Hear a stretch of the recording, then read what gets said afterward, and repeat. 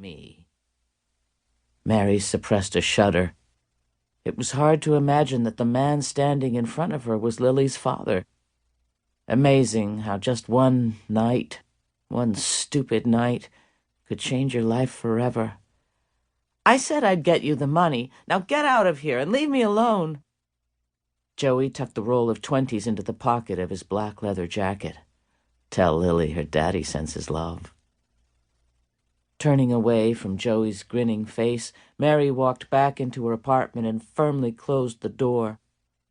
Trembling as she stood at the window, she watched until Joey and 2 of his no-good friends got into Joey's beat-up Ford and disappeared.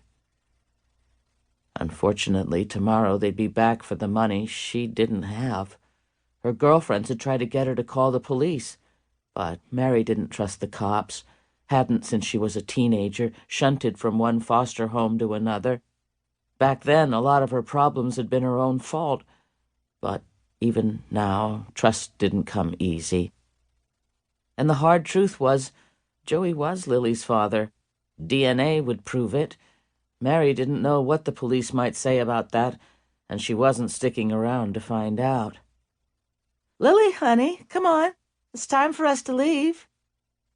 Her 4-year-old daughter came running out of the bedroom. Lily had the same dark hair as Joey, the same blue eyes, but any other sign the 2 were related was in Joey's drug-hazed brain. "Go get your travel bag and let's go." "Okay." Lily raced back to her bedroom and grabbed her red-wheeled bag with the ladybug on the front. Meri grabbed the handle of her carry-on. The bags were the last 2 items she needed to load into the car. In minutes she was on her way, driving her old, reliable Chevy Malibu out of Riverside, then hitting the I-5 freeway heading north. Though she had a possible destination in mind, with her money now mostly gone, she would have to be flexible. She wasn't completely sure where she was going to end up, just somewhere out of California where Joey couldn't find her. The I-15 was closest to her apartment. She could change the route as she went along. It didn't really matter. As long as she wound up somewhere Joey couldn't continue to harass her and Lily, she was on her way as far as the money in her wallet and her credit card would take her, on her way to a life somewhere else. Meri just prayed wherever it was, it would be far enough away to disappear. Ian Brodie took the Argonne Road exit off of the freeway east of Spokane. The road took him north, into the open Washington countryside. It didn't take long to reach the rural 10-acre property where he'd been raised, the 2-story farmhouse his father had been living in for the last 35 years.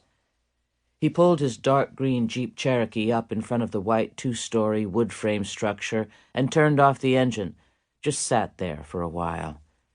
He'd moved out right after high school, gone to college in Seattle, where he'd majored in police science, then became a cop with the Seattle PD. He'd left that profession years ago, taking a job as a private investigator for one of the local security firms. Now he owned his own very successful business in Seattle, Brodie Security Incorporated.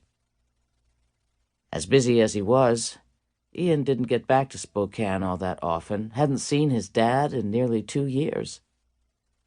Guilt slipped through him. He should have returned a lot sooner.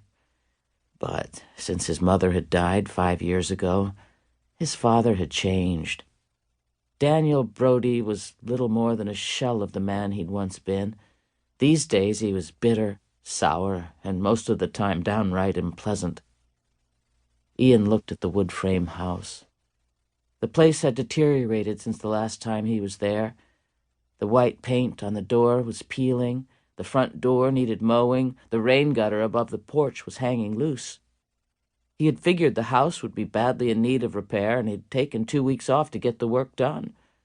He'd called his father, a little reluctantly since he was afraid his dad would tell him to stay away. Climbing out of the Jeep, he headed for the door, trying to ignore the dread churning in his stomach. The front door was unlocked, the way it always was. Daniel Brodie didn't believe in locked doors. Ian had tried to tell him that times had changed, but his dad refused.